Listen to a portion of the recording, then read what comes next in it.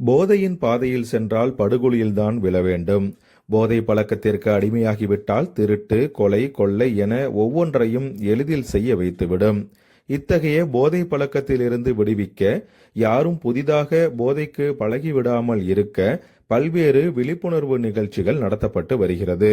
இதன்படி இன்று திருச்சி பாரதிதாசன் பல்கலைக்கழகம் நாட்டு நலப்பணி திட்டம் சார்பில் மன்னார்குடி அரசினர் கலைக்கல்லூரியில் போதை ஒழிப்பு விழிப்புணர்வு கருத்தரங்கம் மற்றும் பேரணி நடத்தப்பட்டது.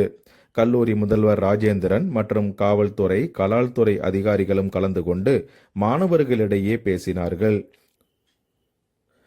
அதனைத் தொடர்ந்து போதைப்பொருள் விற்பனை குறித்து தகவல் தெரிந்தால் உடனடியாக தகவல் அளித்திட இலவச தொலைபேசி எண் மற்றும் ஸ்மார்ட் போன்களின் ஆப்புகள் மூலம் புகார் செய்திடும் விழிப்புணர்வு துண்டு பிரசுரம் வெளியிடப்பட்டது. கல்லூரி வளாகம் மற்றும் பொதுமக்கள் கூடுகின்ற முக்கிய இடங்களில் இந்த விழிப்புணர்வு நோட்டீஸ் ஒட்டப்பட்டது. போதைப்பொருட்கள் நடமாட்டம் இருக்குமாயின் அது குறித்த தகவல்களை உடனுக்குடன் இந்த செயலின் மூலம் செய்திகளை தருமாறு கேட்டுக்கொண்டிருக்கிறார்கள். இந்த செய்தியை மாணவர்கள் 5 கிராமங்களில் இதை பிரச்சாரம் செய்து கொண்டு வருகிறார்கள்.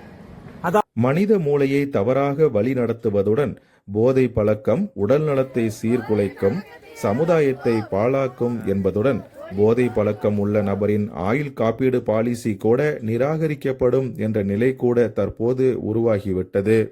எனவே ஒவ்வொருவரும் போதை பழக்கத்திற்கு அடிமையாக மாட்டோம் என்று உறுதிமொழி எடுத்துக் கொள்வதுடன் போதையின் பாதையில் சென்றவர்களுக்கு முன்பு ஒரு டேக் டைவர்சன் பலகை போல நின்று நாமும் அவர்களுக்கு நல்வழி காட்டுபவர்களாக இருப்போம். தூர்தர்ஷன் தமிழ் செய்திகளுக்காக ஆர். விஜயகுமார்.